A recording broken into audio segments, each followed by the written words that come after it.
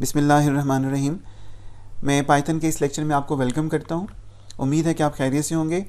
इस दुआ के साथ कि अल्लाह आपको, हमें, हम सब को अपने हिफ्ज़-ओ-मान में रखे, आमीन। आपसे गुजारिश करते चलें कि अगर आप हमारे इस चैनल पर नए हैं तो इस चैनल को लाइक करें और सब्सक्राइब करें। बेल के आइकन पर क्लिक भी कर दीजिएगा ताकि आपको हर आने वाला लेक्चर बाकायदगी से मिलता रहे। शुक्रिया। हमारी आज की वीडियो का एजेंडा ये है कि पाइथन में असाइनमेंट ऑपरेटर्स क्या होते हैं और ये किस तरह से काम करते हैं। चलिए आइए देखते हैं। हमारे पास पाइथन की एक फ़ाइल ओपन है और जैसा कि आप देख रहे हैं कि इसमें दो वेरिएबल्स हैं हमारे पास, और ये इंटीजर टाइप के वेरिएबल हैं। आप फ्लोट भी ले सकते हैं, नंबर 1 एंड नंबर 2, और हम इन नंबर को इनिशलाइज़ करने के बाद इनकी आउटपुट जो है नंबर 1 की ले रहे हैं। अच्छा, असाइनमेंट ऑपरेटर बेसिकली ये इक्वल टू का साइन है कि जिसमें कि हम एक वेरिएबल को कोई वैल्यू असाइन कर रहे होते हैं, किसी एक्सप्रेशन की वैल्यू असाइन कर रहे होते हैं, किसी और वेरिएबल की वैल्यू असाइन कर रहे होते हैं, या यूज़र से इनपुट लेकर उसको असाइन कर रहे होते हैं वैल्यू।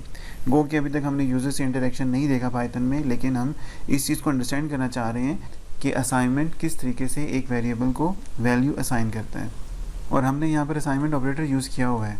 हम इसकी वेरिएशंस को देखना चाह रहे हैं, ठीक। और दूसरा ये कि आप जब भी किसी एक एक्सप्रेशन में किसी एक वेरिएबल को वैल्यू असाइन करते हैं तो वैल्यू उस वेरिएबल को ना सिर्फ असाइन होती है, नंबर 1। नंबर 2 ये कि आप इस वैल्यू को कभी भी ओवरराइड भी कर सकते हैं, ठीक है। लेट्स से अभी मैंने इसको 10 असाइन किया था नंबर 1 को, मैं नीचे जाकर इस वेरिएबल को कोई और वैल्यू असाइन कर सकता हूँ, और ये जो नई वैल्यू मैं इसको असाइन करने जा रहा हूँ, और ये जो नई वैल्यू मैंने इसको असाइन की है, ये प्रीवियस वैल्यू को ओवरराइड कर देगी, ठीक है। जैसे कि आप इसकी आउटपुट में देख भी सकते हैं कि जब मैं इस नंबर 1 को दोबारा से प्रिंट करवाता हूँ असाइन करवाने के बाद, तो आपके पास जो है ना वैल्यू वो आती है जो कि रीसेंट मोस्ट आपने इसको असाइन की हुई है। अच्छा जी, इसमें हमारे पास असाइनमेंट के ऑपरेटर में एक और बात भी हो सकती है, ज़रा गौर कीजिएगा कि लेट्स से मैं चाहता हूँ नंबर 1 को मैं असाइन कर दूँ एक नई वैल्यू, लेकिन नंबर 1 में इंक्रीमेंट करने के बाद। लेट्स से नंबर 1 में क्या चाहता हूँ जी, नंबर 1 की जो इनिशियल वैल्यू मैंने असाइन की हुई है जो कि 10 है, मैं चाह रहा हूँ कि इसको मैं 5 मज़ीद जो है ना असाइन कर दूँ, और ये जो 5 मैं इसको असाइन कर रहा हूँ ये इसकी इनिशियल वैल्यू में एडअप होगी, ठीक है। तो मेरे पास आउटपुट क्या आती है जी, मेरे पास आउटपुट आती है इस केस में 15, जैसा कि आप आउटपुट विंडो में देख रहे हैं। अच्छा, अब ये जो चीज़ असाइनमेंट ऑपरेटर मैंने यूज़ किया है, इसकी सेकंड फॉर्म भी है हमारे पास, वो देखते हैं क्या है। या तो आप ऐसे लिख लें जैसे कि number 1 is equal to number 1 plus 5।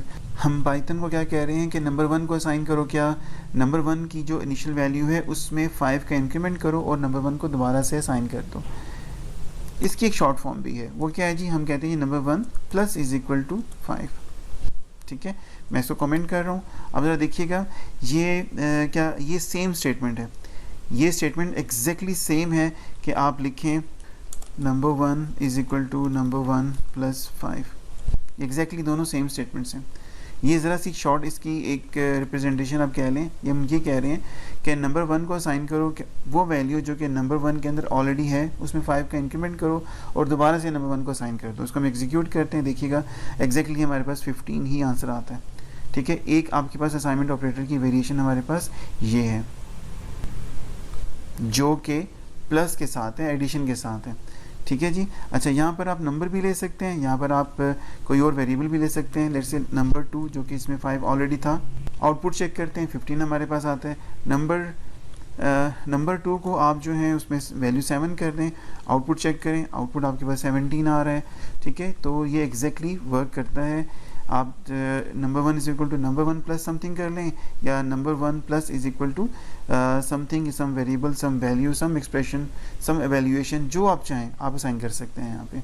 अच्छा, ये एडिशन के साथ है जी, बिल्कुल एडिशन के साथ है। क्या ये सब्ट्रैक्शन के साथ भी एग्जिस्ट करती है जी, बिल्कुल एग्जिस्ट करती है। अगर आप गौर करें तो मैं यहाँ पर एक और काम करता हूँ, मैं कहता हूँ जी number 1 is minus is equal to number 2।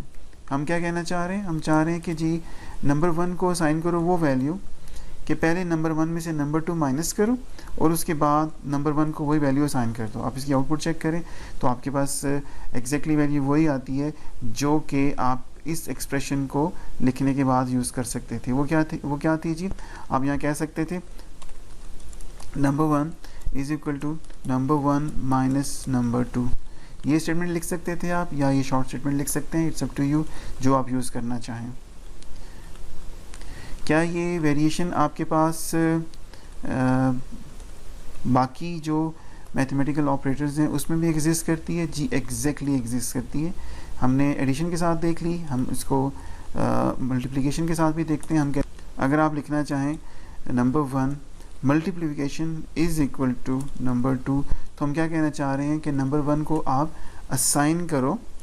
क्या भला आप उसको चाह रहे हैं कि नंबर 1 को असाइन करो, नंबर 1 की जो वैल्यू है उसमें मल्टीप्लाई करो नंबर 2 की वैल्यू, और नंबर 1 को दोबारा से असाइन कर दो। ठीक है, एग्जैक्टली ये दोनों स्टेटमेंट सेम है। जो मैंने सेकंड स्टेटमेंट कमेंट करके लिखी हुई है ये सेम है जो हमने सामने लिखी हुई है इसके। अच्छा, यहाँ पर मैं दोबारा रिपीट करता चलूँ कि ये आप यहाँ पर कोई नंबर भी दे सकते हैं, कोई वेरिएबल भी दे सकते हैं, कोई एक्सप्रेशन भी दे सकते हैं, इट्स अप टू यू। ठीक है, इसकी आउटपुट चेक करते हैं। तो एग्जैक्टली आपके पास 10 multiply by 7 is equal to 70 का आंसर आपके पास आ रहा है। अच्छा, यही सेम चीज़ें आपके पास एग्जिस्ट करती हैं डिवीज़न के साथ भी। ठीक है, तो डिवीज़न के साथ भी एग्जैक्टली आप ऐसा कर सकते हैं जी कि number 1 is equal to number 1 divided by number 2 कर सकते हैं, या डायरेक्टली कर सकते हैं कि number 1 divided by is equal to number 2, तो आपके पास आंसर वही आएगा। ठीक है, अच्छा, ये सेम आपके पास एग्जिस्ट करता है एक्सपोनेंट फाइंड करने के लिए। आप चाहते हैं जी कि नंबर 1 का आप एक्सपोनेंट फाइंड करें और उसको साइन वापस नंबर 1 को ही कर दें, तो एग्जैक्टली आपके पास आउटपुट वही आएगी जो कि आप यहाँ पर इस तरह से करते थे। ध्यान में रखिएगा कि यहाँ पर वैल्यू असाइन करने के लिए जिस वेरिएबल को आप लेफ्ट हैंड साइड पे लिखेंगे वही इस एक्सप्रेशन में राइट हैंड साइड पे भी हिडनली इस्तेमाल हो रहा होगा। ठीक है, और इसी तरीके से अगर आप फ्लोर डिवीजन फाइंड करना चाहते हैं तो भी आप ये फॉर्म यूज़ कर सकते हैं। तो जो चीज़ें हमने देखी हैं वो हैं जी कि पाइथन में असाइनमेंट ऑपरेटर्स, बेसिकली ऑपरेटर जो है बेसिकली इसमें इक्वल टू का है जो कि x इज़ इक्वल टू 5, और लेट्स से अगर आप असाइन कर रहे हैं और अगर आप later on x is equal to x plus 3 करते हैं तो उसका शॉर्ट फॉर्म आपके पास गिवन है। x is equal to x minus 3 करते हैं तो उसकी शॉर्टर वर्जन आपके पास अवेलेबल है। x की को मल्टीप्लाई करते हैं, डिवाइड करते हैं, या इसका मॉडुलस ऑपरेटर भी लेते हैं तो उसकी शॉर्ट फॉर्म अवेलेबल है।